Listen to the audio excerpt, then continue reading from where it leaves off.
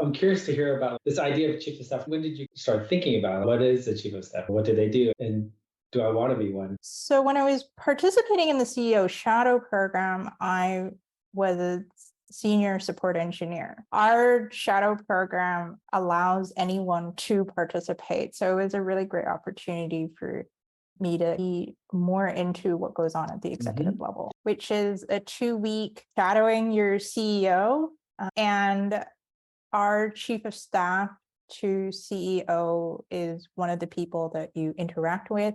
At the time, our CEO did not have an executive assistant. So our chief of staff was actually taking care of some of that.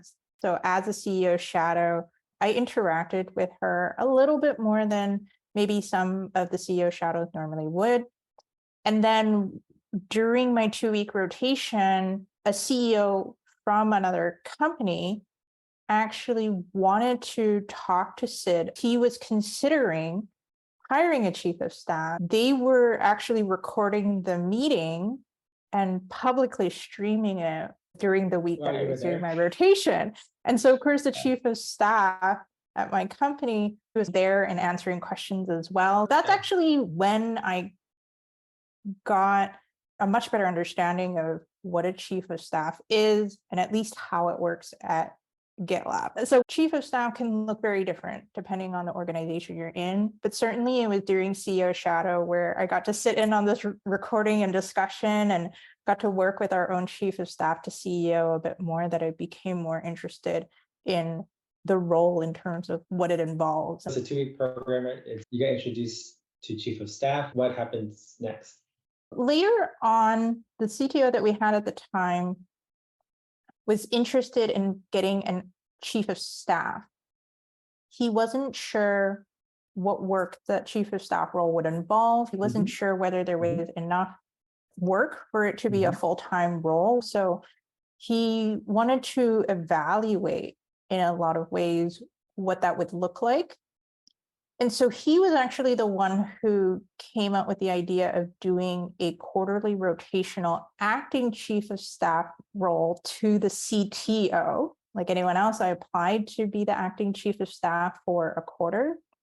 And our CTO, and you would do like a chat with him, and you would do a chat with one of the VPs in engineering.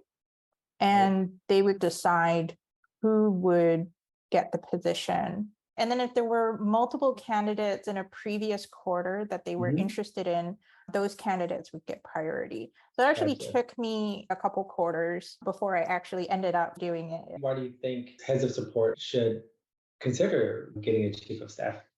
One of the things that I had actually thought about for quite some time while I've been working in support is whether it makes sense to have something like a chief of staff. And even if that's not what you call it, it would be a position where someone takes on operational work that would otherwise fall through the cracks. In support, you're so often focused on tickets and resolving tickets. And obviously there's other work around that, but there's so much other stuff that needs to happen. Even if you have someone who is an administrator of Zendesk, and that falls under support operations, and then you have your support agents, or at GitLab, we have engineers, and then one is focused on Zendesk, one is focused on tickets.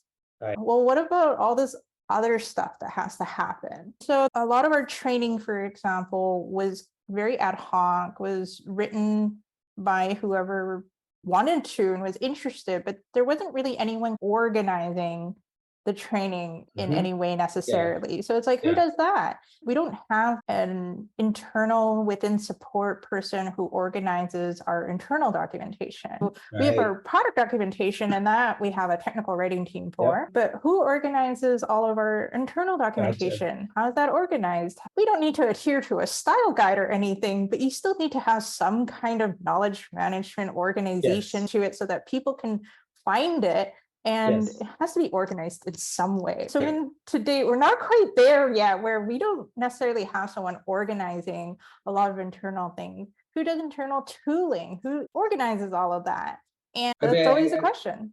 Yeah, I think there's always going to be things that are valuable to get done, but it doesn't make sense to hire a full-time person just to do that There's always going to be projects of different sizes, and maybe they grow into a full-time role eventually, but there's so many more that can fall through the cracks. What's interesting about chief of staff, regardless of who they report to, whether it's CEO, CTO, or someone a head of support wanted for their own department, is that the role that they fill is typically what the company needs. It's what the person that they're reporting to needs. And so that work can shift. There isn't always like a single focus. I did a lot of following up on like OKRs and stuff like that. Sometimes you just need someone around to like track things and nudge people, or just, again, make sure that things are getting done on a certain timeline. We don't have a project manager either within support or anything like that. Your head of support or executive or whoever only has so much time.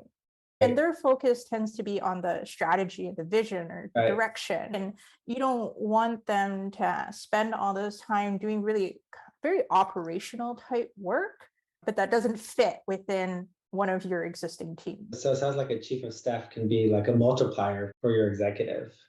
Very much so.